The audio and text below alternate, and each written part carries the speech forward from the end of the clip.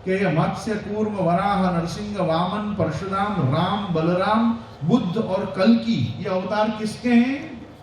ये कृष्ण के ही 10 आकृति हैं। आकृति मतलब साकार ब्रह्म। महाप्रभु जी का नाम क्या है? साकार ब्रह्म वादैक स्थापक।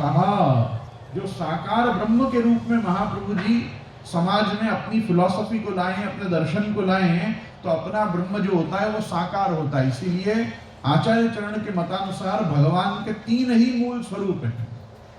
पहला यज्ञ रूपो हरि ही।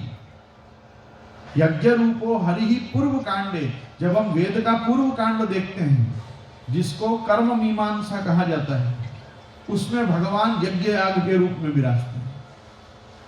मेरी बात को ध्यान समझ में आ रही किसी को मेरी बात?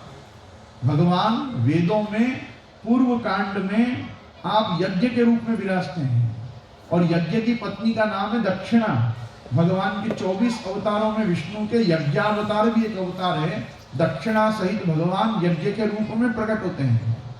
तो भगवान का यज्ञावतार भी होता है 24 अवतारों की गणना में। ये यज्ञ रूप जब भगवान हरि होते हैं तो इनके प्रधान 5 रूप होते हैं भगवान के। इसको सर्वनिर्णय निबंध में श्री महाप्रभु जी आज्ञा करते हैं कि अग्निहोत्रम तथा दर्श पौर्णमास्य पशु तथा चातुर्मास्यानि सोमश्च क्रमात् 5 विधो हरि।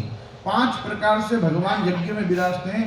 अग्निहोत्र से लेकर और सोम याग तक भगवान पूर्ण पुरुष का ही यजन होता है। जो अपने आपने सोम यज्ञ सुना होगा ना, 100 सोम याग के बाद महाप्रभु जी का लक्ष्मण भट्ट जी के यज्ञ नारायण भट्ट जी के कुल में अवतार हुआ, तो वो जो सोम संस्था कही जाती है, सोम याग कहा जाता है, वो भी भगवान परब्रह्म परमात्मा श्री कृष्ण के याज्ञिक पद्धति से यजन का एक प्रकार है।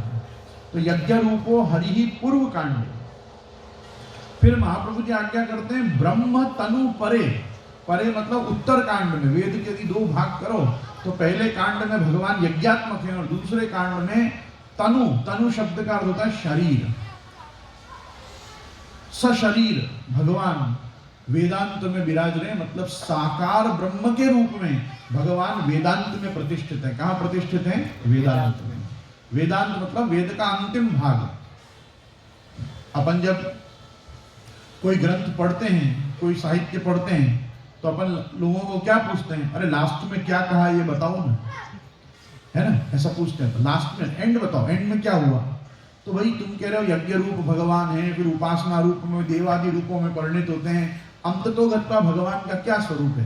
तो अंततो भगवान का स्वरूप जो है वो ब्रह्मात्मक है, और साकार ब्रह्म के रूप में वेदों ने भगवान को बताया है। ये ब्रह्म तनु परे। तो भाई कृष्ण कौन है? तो महाप्रभु जी तृतीय चरण में बताते हैं अवतारी हरि कृष्ण। जो हरि सबके दुखों का हरण करने के लिए, सबके पापों का और दुखों का हरण करने वाले जो हरि हैं, वो कृष्ण ही अवतारी बनते हैं। और वो ये 24 अथवा ये दशावतार धारण करते हैं और गर्भोदकशाही विष्णु के रूप में आके लोगों का कल्याण करते हैं। तो अवतारी हरि कृष्ण।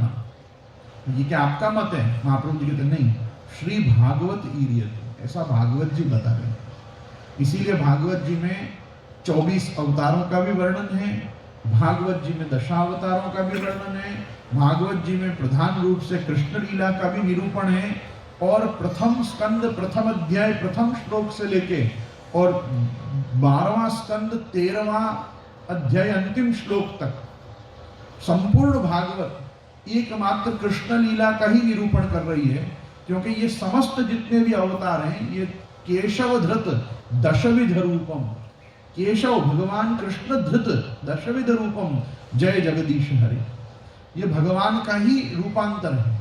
तो इसीलिए एक निर्णय दिया गया। ये निर्णय भागवत जी में सुखदेव जी ने भी द्वितीय स्कंद में दिया है, और ये महाप्रभु जी ने शास्त्रार्थ प्रकरण में भी ये निर्णय दिया है। वेदांते च स्मृतौ ब्रह्म लिंगम भागवते तथा ब्रह्मेति परमात्मेति भगवान इति शब्दयति।